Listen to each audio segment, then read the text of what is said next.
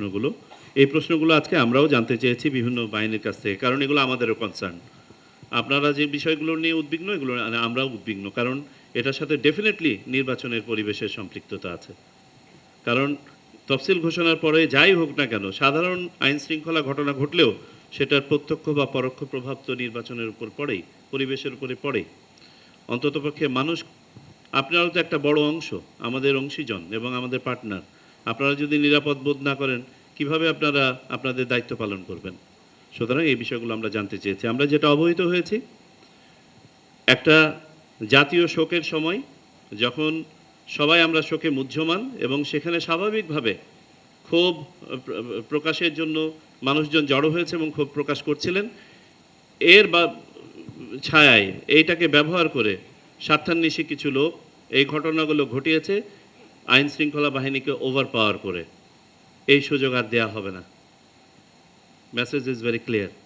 Actually অভিযান চালু আছে। আমরা যেটা বলেছি যে সম্ভবত এই যে চলমান ডেভিল হান্টের যে এটা প্রেস বিজ্ঞপ্তির মাধ্যমে জানানো হচ্ছে, প্রেস ব্রিফিংয়ের মধ্যে জানানো হচ্ছে না বিধায় আপনাদের বোধহয় কোথাও কোথাও আমার মনে হচ্ছে যে পরিমাণ এটা প্রচারণা পাওয়া দরকার সে প্রচারণাটা হচ্ছে না।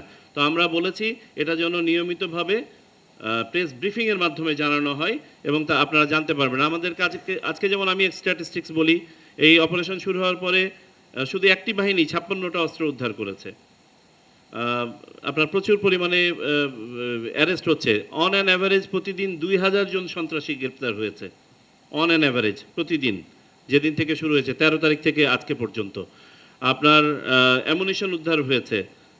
আরও বেশ কিছু আপনার স্ট্যাটিস্টিক্স আছে, যেমন অবৈধ গাড়ি যেগুলো আপনার রাস্তায় চলাচল করে, বিশেষ করে মোটরসাইকেল কয়েক হাজার, সেগুলো চেক করা হয়েছে, কেস দেওয়া হয়েছে, তাদের আইনের আওতায় নিয়ে আসা হয়েছে, যে কারণে এগুলোর পজিটিভ প্রভাব ডেফিনেটলি আমরা দেখতে পাচ্ছি। কিন্তু আমাদের এত বড় একটা ঘটনা ঘটে গেছে তফসিল ঘোষণার পরের দিনেই, যে আমরা এই ব্যাপারগুলো এগুলো আপনার পেছনে পড়ে গেছে। আমার মনে হয় আপনার প্রশ্নটাকে আমি একটু রিফ্রেজ করে দেই। আমরা কখনোই বলি নাই যে গোয়েন্দা সংস্থার কোনো সহায়তা পায় নাই। গোয়েন্দা সংস্থা তাদের কাজ করেছে।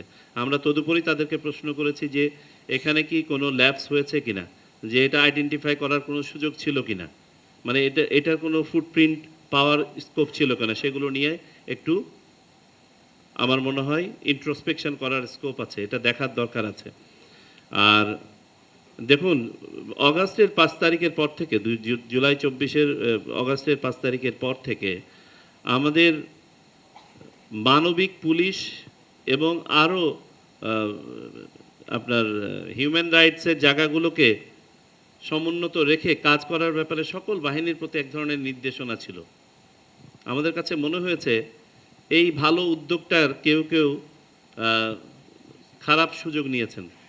আমরা ইলেকশন কমিশনের পক্ষ থেকে কঠোরভাবে বাহিনী সমূহকে বলেছি এবং সংস্থা সমূহকে বলেছি, আমরা মানবিক হব যারা মানবিক তাদের প্রতি, যারা দস্যুতা করতে চায়, ভ্যান্ডালিজম করতে চায়, নির্বাচনের পরিবেশ নষ্ট করতে চায়, আমার ভাইকে হত্যা করতে চায়, তাদের প্রতি মানবিক হওয়ার দরকার।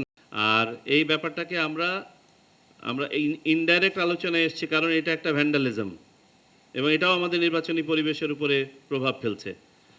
ওখানে ঘটনাটা কিন্তু নির্বাচনের সাথে সরাসরিভাবে রিলেটেড না, তদুপরি আমরা ডিসকাশনে নিয়ে এসেছি, কারণ এটার সাথে আমাদের স্বার্থ জড়িত আছে, সার্বিক পরিবেশ পরিস্থিতি এটার সাথে রিলেটেড। তো আমার মনে হয় এই ব্যাপারে আমি উত্তরটা ইতোমধ্যে আপনাদেরকে দিয়েছি, যে একটা বৃহত্তর আবেগ এবং অনুভূতিকে কাজে লাগিয়ে দুষ্টচক্র যে কাজটি করেছে তাদের বিরুদ্ধে আইনি ব্যবস্থা নেওয়া হচ্ছে মর্মে আমাদেরকে আশ্বস্ত করা হয়েছে।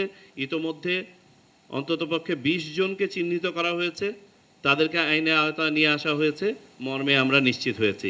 সো আপনারা অপেক্ষা করুন, আমি নিশ্চিত যে অপকর্ম করেছেন তার প্রতিদান তারা পাবেন।